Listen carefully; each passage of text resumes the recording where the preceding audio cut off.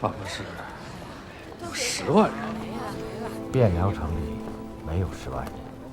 京畿12县，唯陈留一处陈园还算完整，却也没有人了。天寒地冻，寒门小户没了口粮，便只能背井离乡，朝着京师来讨口吃的。这才刚刚开始。怎么讲？天气渐渐回暖，往岁今时，朝廷已划拨种粮，筹措春耕。今年库房的存粮、种粮都在兵士和流民的肚子里了。误了节气，便不用再盼收成了。这些百姓当下还能在此讨口粥食，勉强度日。再过2个月，库房的存粮都吃光了，他们终归都要饿死。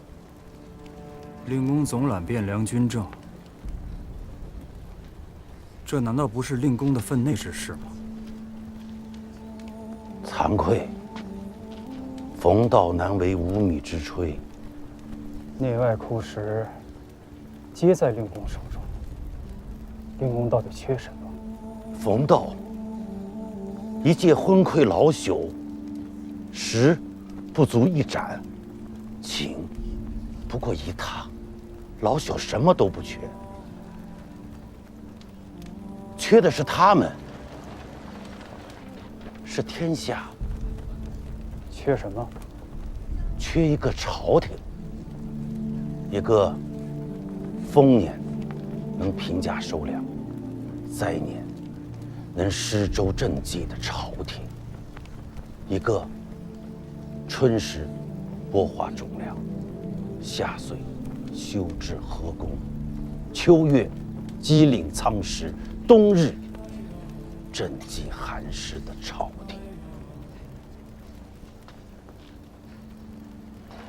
这些百姓啊，时至今日，菩萨也不能让他们活，唯有你能让他们活着。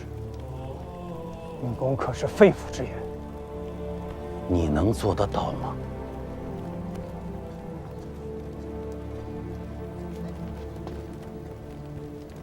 蒙尘何在？陛下，臣在。小玉恭迎内外，南北各臣，自即日起，大河以南不可再打草谷。各军所需，皆要记录在案，誊表造册，上奏公帐决断。臣奉诏。令公，可否？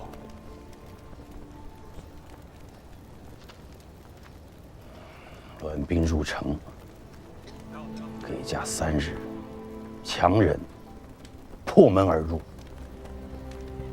掳掠诸伯口粮，虐杀妇人孺子，一把火烧了房子，拆了院墙，搭建营寨。令公，此乃张彦泽之罪，还是朕之罪？陛下言重了，但此时你说上一句不抢了，不杀人了，就可以了吗？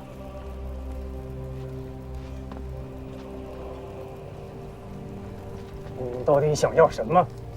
谷麦30万户，种粮3万户，你有吗？没有。既然没有，冯道与汴梁10万军民，亦不能强你所难，但可退而求其次。何为其次？欠债还钱，杀人偿命，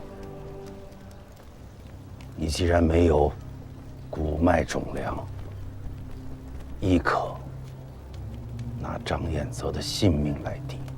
王天光，你这是在要挟陛下。陛下，若如此，杜重威恐生无策之变呐。此话有理。杜重威手握重兵，菩萨都要避之，何况是你？此乃令公的意思，还是太原刘知远的意思？你若不愿为中国之主，那就将公帐从速搬回你的上京。令公还未曾回答。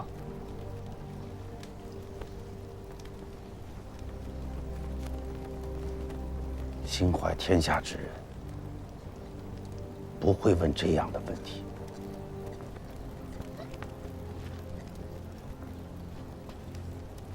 倘若朕杀了张彦泽，令公敢保杜重威不反吗？不敢保，但老朽敢赌。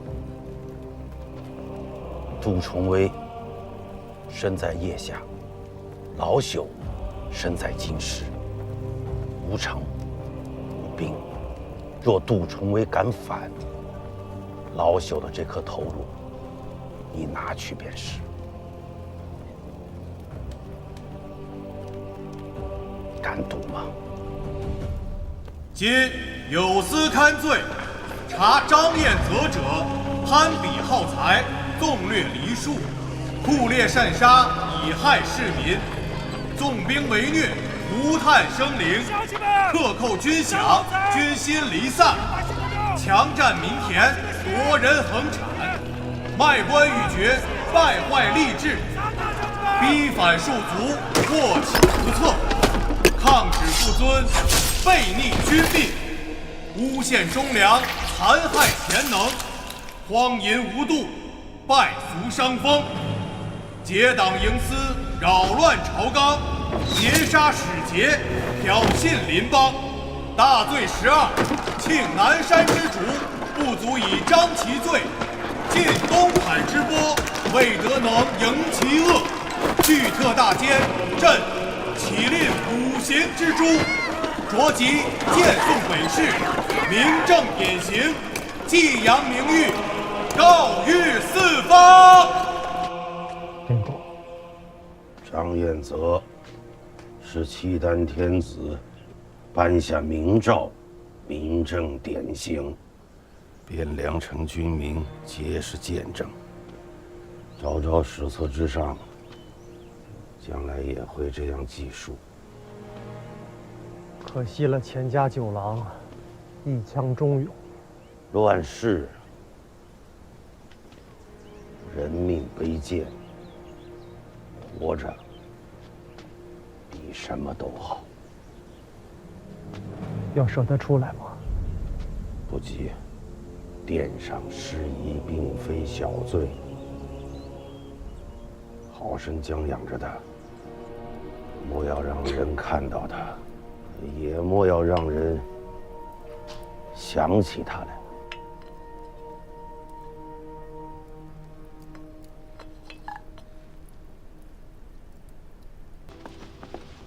林姑，林姑，太原使臣王俊求见。终于来了。不见。令公，文素，你去见一见他。王俊想见的是令公，不是下官。能问的，能说的，老夫与郭家小子都说过问过了。再见，也还是那几句话，不如不见。你去见他，告诉他，谷麦各30万斛，种粮3万斛，这便是老夫开出的价钱。这个天下，眼下也就值这么多了。领公3朝元老，何以无力于死？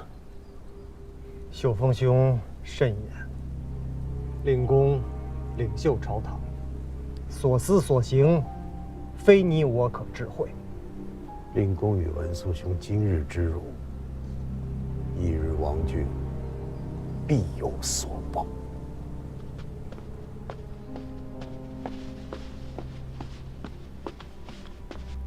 令公不肯见我。是啊，他的原话是：他若还想要性命，这阵子便哪里都不要走动。请太尉上禀令公，国荣有几句肺腑之言，要面陈令公。这干系到令公的一世清誉，还请令公拨冗一见。放手吧，明日重元殿大朝，令公要上殿称臣。契丹大皇帝陛下制曰：“朕以好穷眷幼，披诚宝业，总揽义纲，必资同德之贤，赖古公而必成。自尔太尉、中书令、匡国威圣军节度使，燕国公道学通九域，声波南北，侍奉三朝。册命元勋据金册，拜太傅，晋长乐郡王，增邑8000户，时时封1200户。领枢密使，知南面汉儿司事，权汴梁内外兵马，赐牙户、牛头，许朝进不屈，尽忠走马，可。”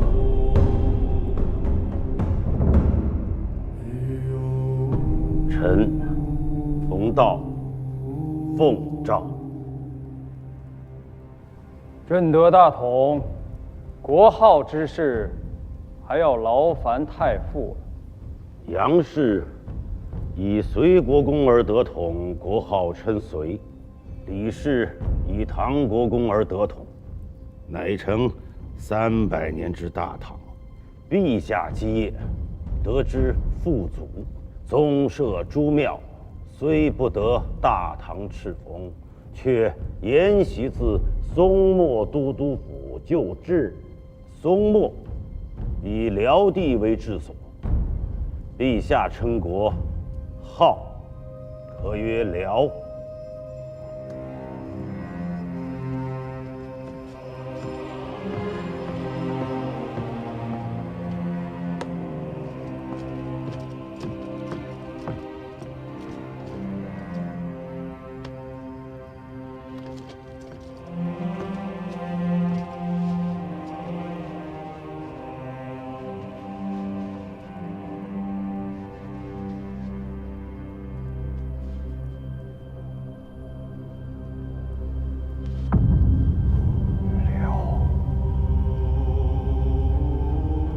大辽，太傅所奏，颇合古意，国号称辽，臣复议之。臣复议。好，那便定国号辽。祖宗庇佑，大辽永兴。陛下，万寿无疆。大辽永兴，陛下万寿无疆。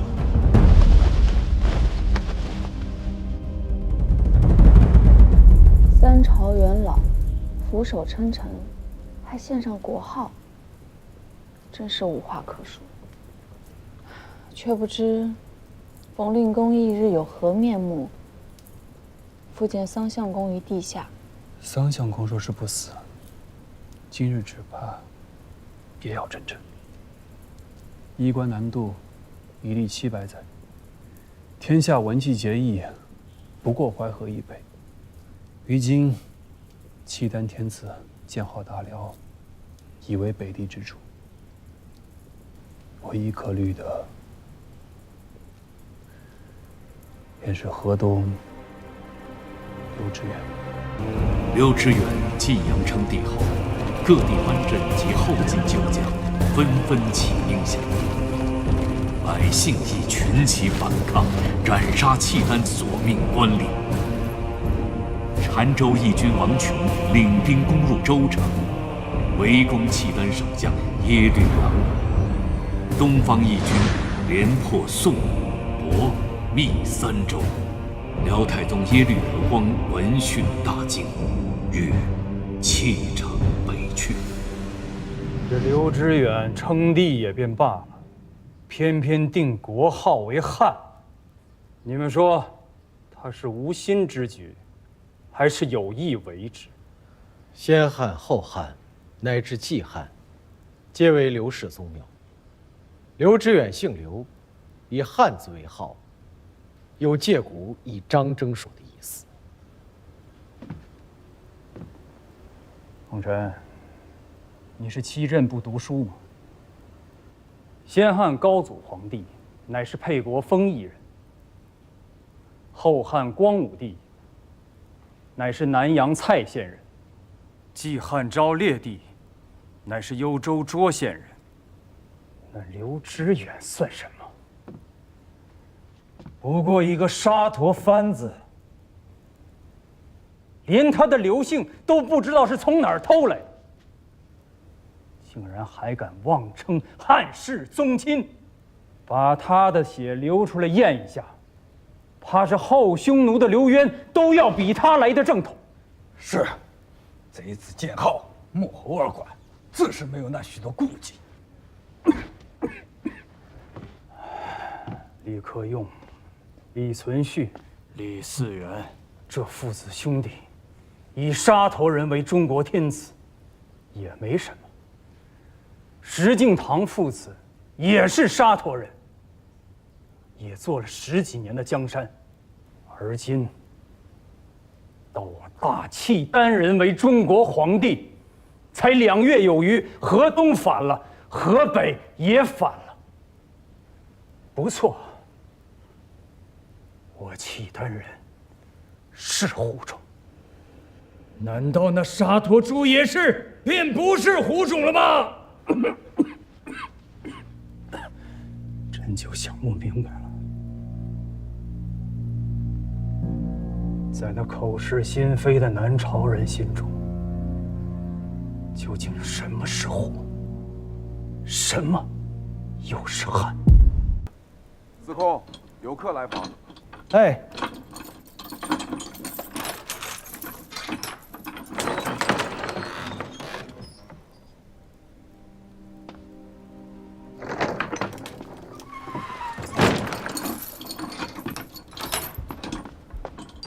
吴越前洪处参见冯令公。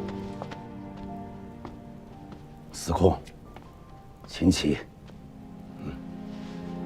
谢令公。吴越孙太真参见冯令公。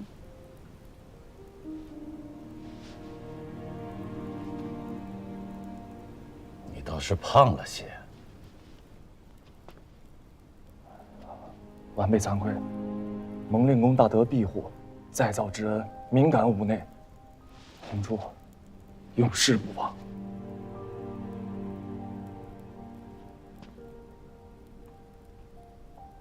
令公快坐。沏茶。司空请坐。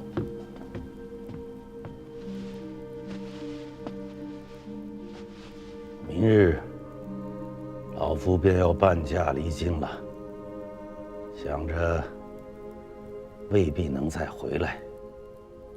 临行之际，来看看你。离京？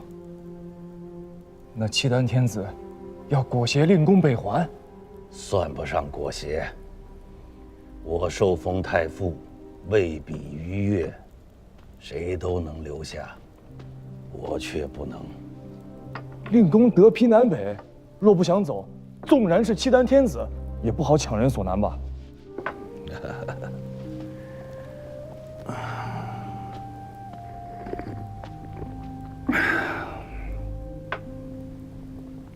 我我向他称臣了。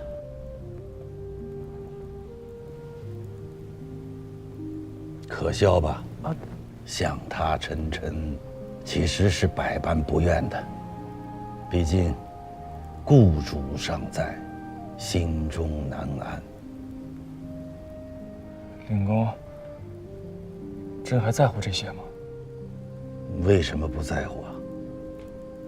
吴越前世3代，是梁、是唐、是晋，都是自家选的，会不在乎吗？人要为自己的选择负责。平心而论，我对耶律德光不算厚道，他纵然有负天下，却终归不曾负我。可如今，他要走了，我若留下不走，又是为了谁呢？令公此番北去，若非契丹主王室，令公便永不得备至。自庄宗皇帝时，老夫这辈子侍奉了6位天子了，如今这是第7位。少年时读剑录，以魏文贞为艺术。4位旧主先后王室，终于得辅唐太宗，乃臣贞观之治。轮到自家，也王室了5位旧主了，却连个太平年景的影子都还看不到。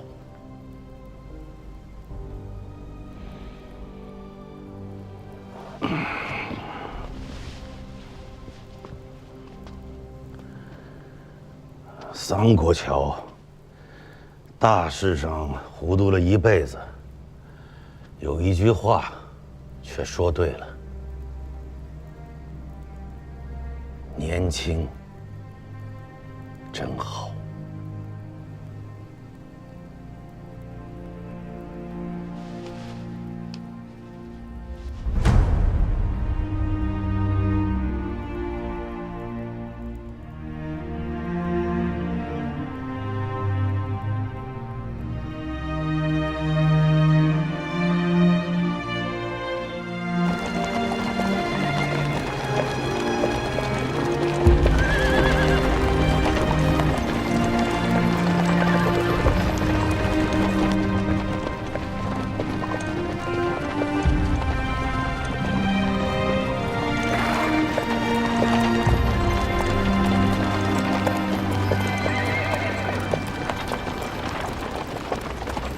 吴越，殿下，太傅上了年岁，耐不得行军劳顿，加上背井离乡，远赴塞外，这一遭真是苦了他了。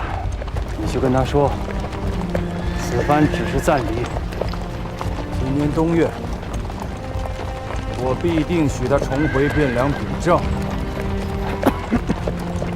是。朕就不信这个邪。沙陀人做的中国天子，契丹人也必定做得。公元947年4月，辽太宗耶律德光因中原反抗激烈，统治难以维系，被迫放弃汴梁北返，途中暴卒于栾城。6月，已在太原称帝的后汉高祖刘知远率军南下，顺利进入汴梁。南唐使臣徐铉，代我主向大汉天子递上国书，以通致好。让前世前来。吴越使臣，前世何在？臣吴越钱弘处，恭迎陛下。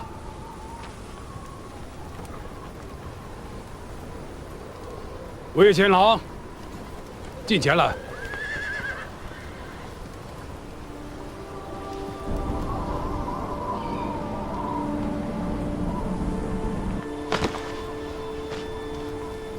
刺伤张彦泽的是你。京师上下欲杀张贼者，并非弘处一人也。年轻真好啊！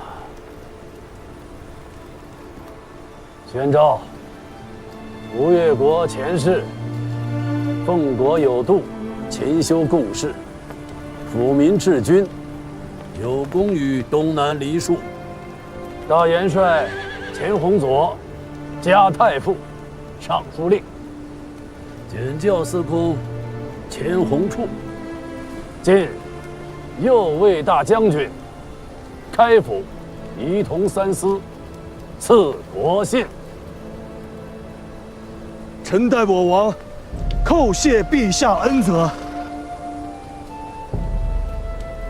传令诸军在城外安营，张贴安民告示，豁免基辅州县粮赋3年。臣等奉诏。资军资中划拨谷麦各30万斛，种粮3万斛，交予开封府。赈济流民，筹措春耕。臣等奉诏。这是朕欠了京都黎庶的老账。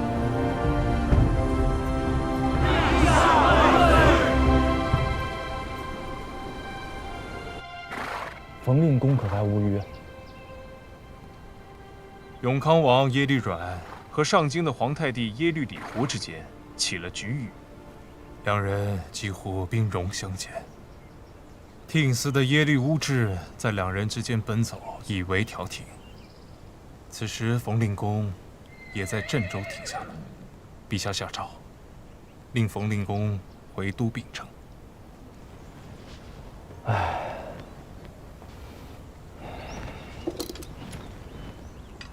可惜呀，九郎这么快便要回去了。都走了好几个月了，国中家中都已是望眼欲穿。九郎此番回去，可还有未了之愿？尽管说来，我和元朗都在京师。君贵兄，如今是左监门卫大将军兼枢密院承旨，郭太尉贵为枢密使，负责巨柔。我虽位卑言微，却还有一身的力气。九郎有什么愿望，尽管与兄长们说来。还真有2件事体，要劳烦2位兄长。九郎尽管说来。小弟加官迄今，未有表字，只有一个小名虎子。冯令公当世大儒，学贯古今，待其归京，还请2位兄长替小弟向令公求一个表字。此事容易。若是旁人求字，以冯令公的个性，未必肯允；但换作是九郎的话，冯令公当另眼相看。哎，第2桩事呢？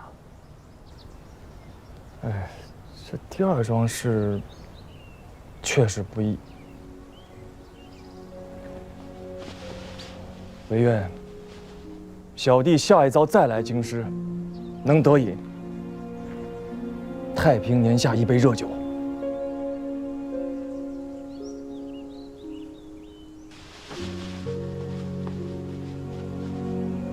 此杯当饮，当饮，当饮，当饮。